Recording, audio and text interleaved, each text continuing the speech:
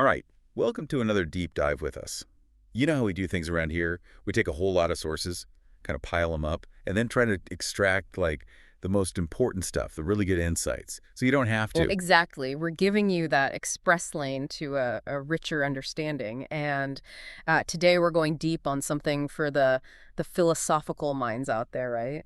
If you Mhm. love wrestling with the big ideas and you find that kind of rigorous thinking, well, rewarding, then you're really going to dig this one. We're tackling Plato's Parmenides today. Yeah. It's kind of notorious for being like one of the densest and most puzzling of Plato's dialogues. Yeah, it's a real head scratcher. And our mission is to unpack the key arguments and challenges in there, especially ones that target the theory of forms. Mhm. You know, that idea that there's these perfect, unchanging blueprints behind everything we see in the world. So yeah, if you're already pretty familiar with philosophy, then this deep dive is really going to speak to you. It is. Our main source for this one is the Stanford Encyclopedia of Philosophy.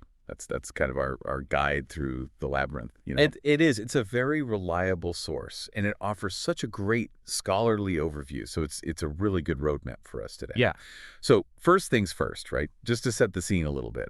Plato frames this dialogue as a recounted conversation, right? Mhm. It's a meeting between, well, supposedly, the big guy himself, Parmenides, the Eleatic philosopher, along with his buddy Zeno, and a young Socrates. Now, chances are this whole meeting never actually happened. It's probably fictionalized.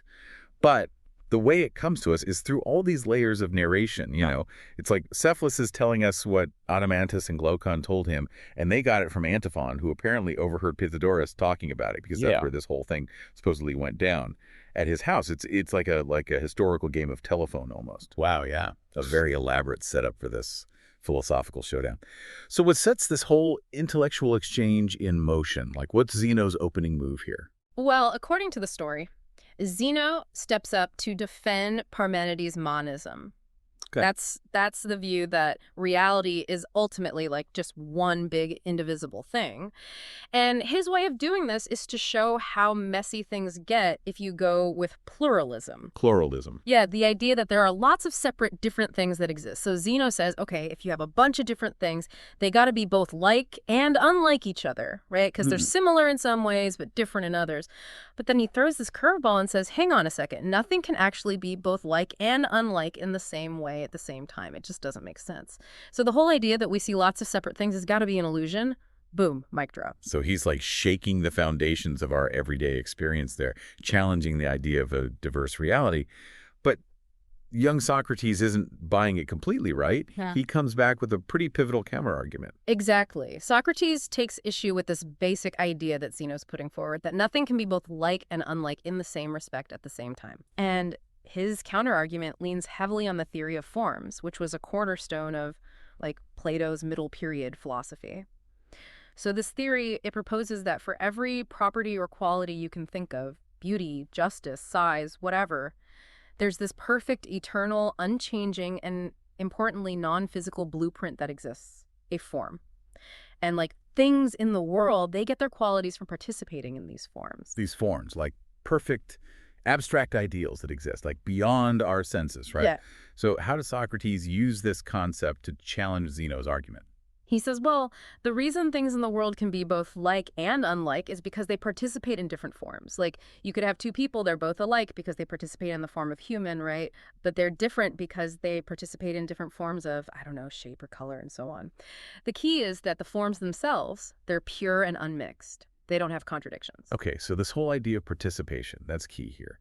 How does Socrates see this relationship between the things in the world and these forms? All right, so there are a few crucial principles that Socrates lays out, like ground rules for this theory of forms. First, you have causality. It's basically saying like a thing is beautiful because it participates in the form of beauty, right? It gets its beauty from that form. Then there's separation. That means the form of beauty, it exists on its own, totally separate from all the beautiful things in the world. It's not reducible to them, right?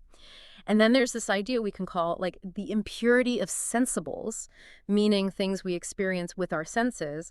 They can have opposite qualities. And Socrates uses himself as an example here. He's like, well, I'm one person, but I'm also made up of many parts. Right. We also see this idea in the Phaedo.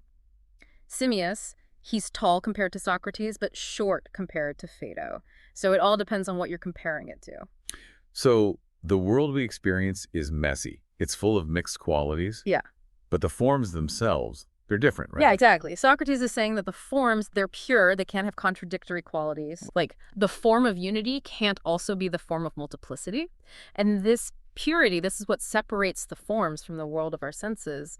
It's also the basis for another principle. Non-identity, meaning no form, is the same thing as any of the things that participate in it. Okay, got it. Now, Socrates, he also brings up a few other important principles from this middle period of Plato's thought. There's the one over many principle. That's a mouthful. But it basically means that for any group of things that share some quality, like redness, there has to be one single form of redness that explains why they're all red. Then there's uniqueness, saying that there can only be one form for each property. Okay. So, like, there's only one form of redness, not multiple ones. Right. Then there's self-predication, which suggests that the form of beauty is itself beautiful. Okay. Like, it embodies its own quality. And lastly, there's oneness. Right. This one emphasizes that each form is a single, unified thing. All right. So Socrates has built up like a solid case for pluralism based on this theory of forms, but then Parmenides comes in, right? This veteran philosopher and starts poking holes in it. It's where things get really interesting. It does. It's like Parmenides is like the ultimate philosophical stress tester. Yeah. He throws a whole bunch of challenges at Socrates, 6 distinct lines of argument designed to like expose the weaknesses in the theory of forms as Socrates has presented it. Okay, 6. So the first one has to do with the extent of the forms. He's basically asking, is there really a form for everything? For everything. Yeah, okay, that's a good question. And Socrates, he starts to waver here, right? He's totally on board with forms for like abstract concepts like beauty and justice. Right. But when it comes to forms for, I don't know, like humanity or fire or water, he starts to hesitate. And then there's things like hair, mud, dirt. He's completely skeptical about those. Like, why would there be a perfect eternal form for mud? That's a good point, yeah. It doesn't really seem to fit, does it? No. So what's behind Socrates' uncertainty here?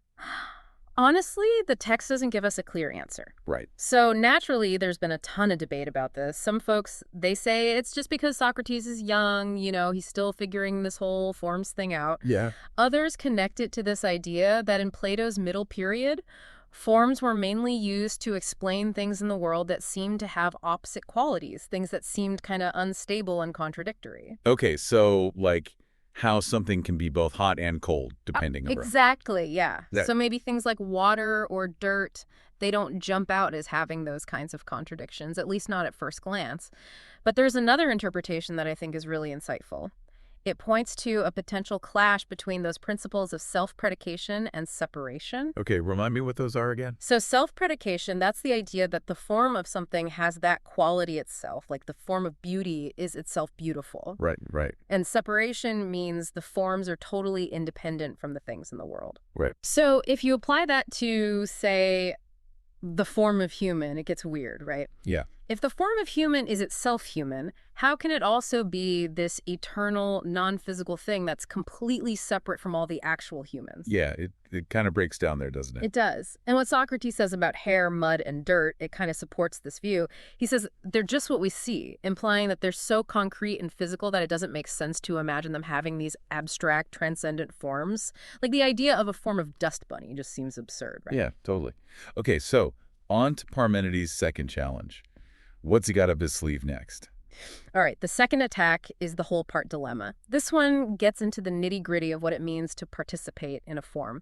Think of it like the pie model. Pie model, okay. The idea is that participating in a form is like getting a slice of it, literally. Okay. So Parmenides says, okay, there's 2 ways this could work. Either you get the whole form, the whole pie model, or you get just a piece of it, the piece of pie model.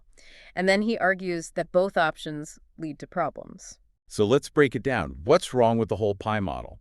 Imagine you have a bunch of beautiful things, like different artworks.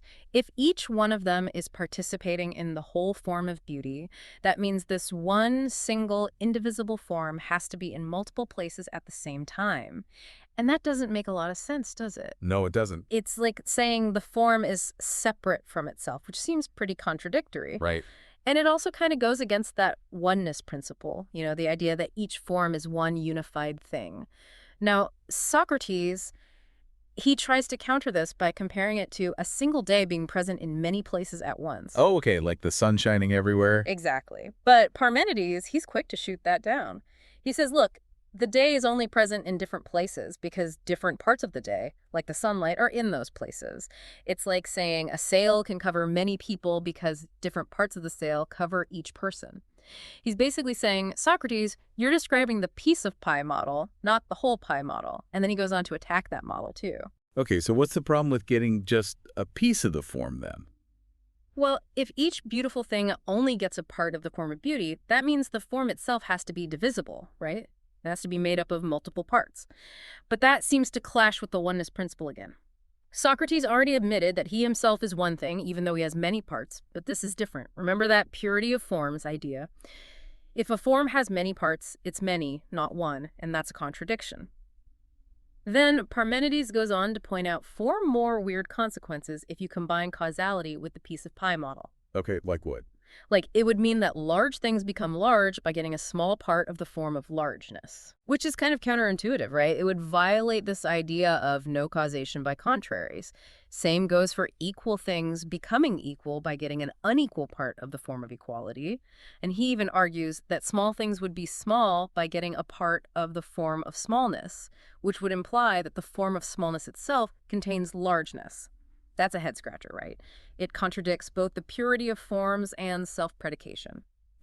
And lastly, he points out that it would mean small things become small by having something added to them, a part of smallness, which just seems backwards. Yeah, it does.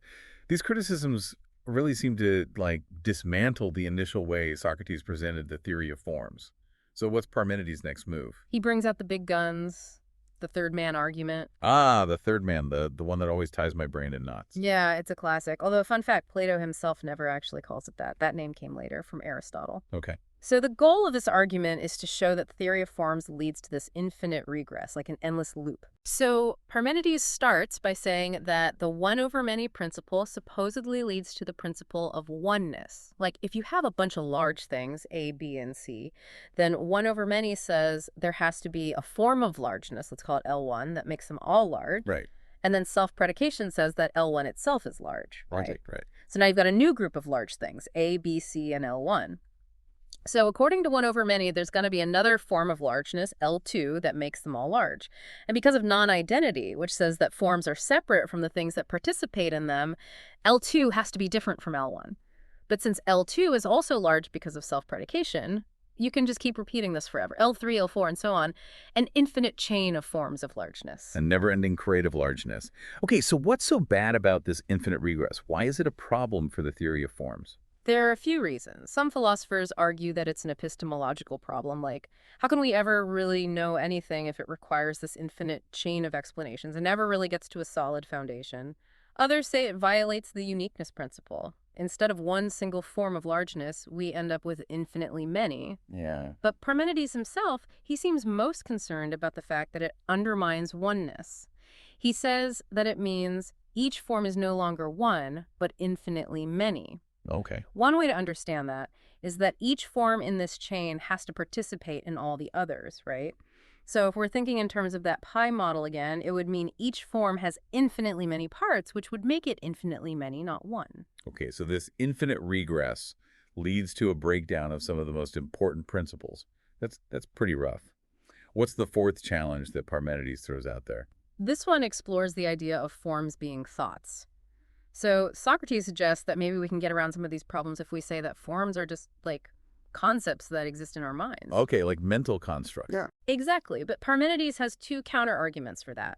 First, he says that all thoughts have to be about something, right? They have to have an object. Okay. And if you're thinking about like a single thing that multiple things have in common, that's basically what we mean by a form. So if every form is just a thought, then every form is a thought of a form, which could lead to another infinite regress and mess up uniqueness and oneness again. It's like the third man all over again. Yeah, I see that. Okay, so what's his second counterargument? He says that if you combine the idea of forms as thoughts with the pi model, you end up with this crazy idea called panpsychism. Panpsychism, okay. It's the view that everything in the universe is conscious because it's made up of thoughts. It's like saying your table and chair are thinking beings. Now, you could try to avoid that by saying that having thoughts as parts doesn't mean the whole thing thinks, but then you're left with the idea of unthinking thoughts, which is also pretty strange. It is, yeah. So forms can't just be thoughts in our heads. What's the fifth criticism that Parmenides presents? This one is the likeness regress, and it focuses on the idea that forms are like patterns, or in Greek, paradigmata that exist in nature. Socrates suggests that maybe participation is all about resemblance to these patterns, like things in the world are trying to be like them. This is called paradigmatism. So forms are like these ideal blueprints that imperfect things are trying to copy. Right, But exactly. there's a but coming, isn't there? Of course there is. The problem, again, is this infinite regress. But there are two main ways to understand how it pops up here. One way is similar to the third man argument. It uses one over many, self-predication, and non-identity to create an endless chain of forms to explain why a particular thing resembles its form, and then why that form resembles another form, and so on. So just more and more forms forever. Yep. The other way focuses more specifically on paradigmatism and how likeness works. Like, if two things are alike because they participate in the form of likeness, and if that form of likeness is also like something else, then it needs another form of likeness to explain that likeness, and so on. It's like an endless mirror reflecting likenesses. And ultimately, the issue with this regress is probably the same as with the third man. It either creates a problem for explaining how we can know anything, it goes against the uniqueness principle, or it implies that the forms are both one and many, which is a contradiction. Okay, so another regress, another headache for the theory of forms. Pretty much. So what's this final greatest difficulty that Parmenides brings up? This is the one that Parmenides calls the greatest difficulty, and it's actually two related arguments. The first one claims that we humans can't actually know the forms. The second one says that if forms are like Socrates describes them, then the gods can't know about human affairs. Wow, so neither us nor the gods can know them. That's pretty devastating for the whole idea of forms, right? It is. So let's start with the argument about human knowledge. How does that go? Okay, so this one starts with the assumption that nothing that exists itself by itself, meaning it's completely separate and independent like the forms are supposed to be, can be in or among human beings. And then Parmenides throws in some extra ideas about how forms are related to other forms and how things in the world are related to each other, making this distinction between relative and absolute being. But the main point is that for humans to know something, that thing has to be in them in some way. And since forms are totally separate and independent, they can't be in us. So like our minds can only grasp things that are part of our world, and the forms are completely outside of that. Exactly. Okay, so what about the gods? How do they fit into this? So the second part of the greatest difficulty assumes that if knowledge exists as a form, it's got to be way more precise than our human knowledge. Okay. And the gods, they supposedly have this super precise knowledge, but then it goes on to argue that if a form is knowledge of something, that something has to also be a form. Mm-hmm. And since no form can exist within the human realm, that means the gods can't have knowledge of human affairs. Although, it's worth pointing out that philosophers have questioned whether this part of the argument really holds up logically. Okay, interesting. So after all these seemingly fatal objections, Parmenides surprisingly offers a way to, like, salvage the forms, right? This leads into this really dense and debated part of the dialogue, the deductions. He does. He's not just trying to tear down the theory of forms completely. Okay. He actually makes this interesting statement that if you deny that each thing has a fixed and definite nature, which is basically the one over many principle, then you're basically destroying the possibility of rational thought and discussion. Oh, wow. Yeah, so he proposes this like intense mental training program to help us save the forms, and it involves carefully examining what follows if you assume a form exists, and then what follows if you assume it doesn't exist. And you got to think about the implications for the form itself, for other things, and for how they all relate to each other. And this sets the stage for these 8 super intricate, interconnected arguments called deductions, plus an appendix. And these deductions, they're notoriously tough to wrap your head around, right? Like, philosophers have been arguing about their meaning and purpose for centuries. So what's the general idea behind them? Yeah, the deductions are like a philosophical puzzle box. No one's really sure what Plato was trying to do with them. Some people, they see them as a series of arguments that are supposed to lead to specific conclusions following the method that Parmenides outlined. Okay. But others, they point out that the way the arguments actually unfold doesn't always line up with the rules Parmenides set out. And then there are these multi-subjectivist interpretations. They suggest that each deduction is talking about a different aspect or sense of the one. But one common view is that they serve an aporetic function. That means they're meant to confuse us, to show us the contradictions and problems in the way we think about unity and being without actually giving us clear answers. Another interesting interpretation is that they implicitly show us that some of the assumptions Parmenides used in his criticisms were actually wrong, like the strict purity of forms, the uniqueness principle, and this idea of no causation by contraries. But at the same time, they also reaffirm the importance of forms and principles like one over many and separation for coherent thought. So they're not just random brain teasers. They're supposed to, like, shed light on the problems that Parmenides brought up. Yeah, that's one way to look at it. Okay, can you give us just a quick overview of what some of these deductions are trying to show us? All right, so very briefly, the first deduction, D1, starts with the idea that the one exists and then argues that it can't have a bunch of properties, even basic ones like being many or having parts. And this often relies on the purity of forms. Then the second deduction, D2, also assuming the one exists, paradoxically concludes that it does have contradictory properties, suggesting that maybe the purity of forms isn't so straightforward. Okay. And there's an appendix to these first two deductions that explores this weird idea of a moment of change between those contradictory states. And then the other deductions look at what happens to the others, the things that aren't the one, based on whether the one exists or not. And a lot of times they end up with more paradoxical conclusions. Like D3 argues that if the one exists, the others have contradictory properties, while D4, using the purity of forms again, says they don't. D5 says that even if the one doesn't exist, it still has contradictory properties, while D6 argues that if it doesn't exist, it can't have any properties at all. D7 explores how the others appear if the one doesn't exist, and D8 concludes that if the one doesn't exist, we can't even think about the others as being one or many. It's a real mind bender. It does sound like a pretty intense exploration of the limits of logic and language. So after all this, what's the big takeaway from our deep dive into Plato's Parmenides? The main thing to remember is that this dialogue is Plato really scrutinizing his own theory of forms. Through all of Parmenides' objections and the crazy complexity of the deductions, the dialogue reveals some serious tensions within the theory and challenges some of its core assumptions, especially the strict purity of forms and the uniqueness principle. And the debate continues today about what Plato was really trying to do with all of this, right? Oh, absolutely. Like, was he genuinely struggling with problems in his own theory? Was he subtly pointing out flaws in Parmenides' arguments? Or was he trying to push us towards a more sophisticated understanding of forms and how they relate to the world and to our thinking? The dialogue, true to its nature, doesn't give us any easy answers. It's a real invitation to think deeply, right? If even these foundational ideas in philosophy can be questioned so rigorously and lead to these apparent contradictions, it makes you wonder about the limits of philosophy itself. It does. It's a good reminder that we should always keep asking questions and critically examine our own assumptions, especially in philosophy. And for those of you who are now intrigued by this whole thing, I definitely recommend diving into the Parmenides yourself or checking out some of the scholarly work on it. It's a challenging read, but it's definitely rewarding. It is. It really makes you think.